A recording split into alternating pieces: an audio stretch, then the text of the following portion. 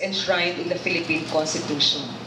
This number, 85, far exceeds those recorded under 4 presidents before Mr. Duterte. These 85 cases have made the practice of journalism an even more dangerous endeavor under Mr. Duterte.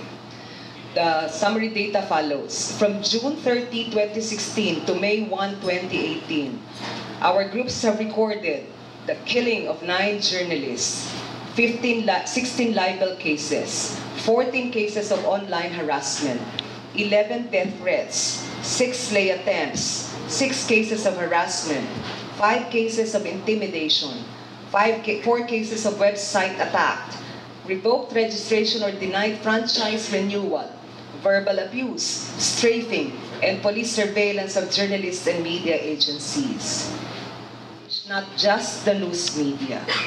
This weakened the capacity of the news media to sustain the people's unfettered exchange of ideas about public issues. Presidential intolerance of criticism is now a well-established aspect of Mr. Duterte's leadership. Other leaders before him had become sensitive to press criticism, but the difference is Mr. Duterte has made sure that everyone understands that misfortunes could hound and befall his critics. And yet Mr. Duterte has promised change. His government should thus tell the people when and where change has come to fruition, and whether it has triggered better or worse results. The role of the media in a democracy is to keep citizens and voters fully informed about what and how those they have elected to power are doing right or wrong. This is not the situation as yet under Mr. Duterte. Intimidated, restrained, threatened with consequences, the news media have been significantly constrained to report well and fully on the war on drugs, the siege of Marawi, cases of alleged corruption in high office, questions about the wealth of the Duterte family, the public debate on charter change and federalism, the shutdown of Boracay, and not the least significant, the incursions of China in the West Philippine Sea. And this is our call to our colleagues and to our citizens.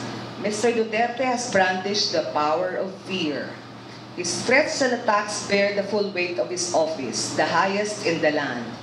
No need to test constitutional limits. All he seems to want to do is to make enough journalists understand that they should be very afraid. But in our belief, in our faith, like fear, courage could be contagious. And unlike fear that disempowers, courage built on the power of truth and the unity of all in the media is a force that empowers.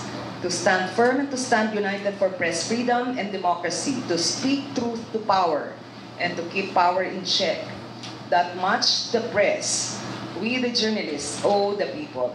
And whoever is president, the paramount duty of a free press in a democracy is to defend and uphold the people's right to know with unqualified courage and unity. You're entitled to your own displeasure. We are entitled to our own commitment to continue working and writing for the public. The framing should be changed. I mean, Mr. Duterte could actually really be intimidating, could actually be could cause you a little worry. But the point is not to worry and not to be bothered by what he's saying or doing.